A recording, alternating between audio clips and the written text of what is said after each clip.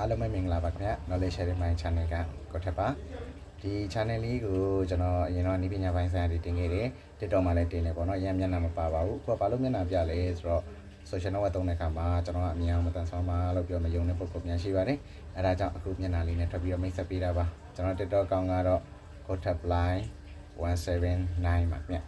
179ပေါ့နော်နောက်က share ကိုထပ်လိုက်အဲ့ဒါဆိုကျွန်တော် TikTok ကောင်နဲ့ရောက်ပါတယ်ကျွန်တော် TikTok ကောင်ထဲမှာတော့ကျွန်တော်စာတွေပါရေးတင်နေနောက်တခြင်းလေးတွေတင်နေပေါ့နော်ကိုယ်ပိုင်ခံစားချက်တွေများတယ် YouTube channel နဲ့ Facebook page တွေမှာတော့နေပညာပိုင်းဆိုင်ရာတွေတင်နေ TikTok မှာလည်းတင်နေဒါကတော့ကျွန်တော်ပါခင်ဗျတော်တော်များများမယုံလို့ပါတချို့လေးတော့ဘယ်လောက်တောင်ဆိုလဲဆိုတော့ Telegram မှာ PC ခေါ်ပြီးတော့မျက်နှာပြဆိုတော့ပုံပုံများလဲအခုဒီဗီဒီယိုလေးကြည့်ရင်တော့ကြုံကြမယ်ထင်ပါတယ်လို့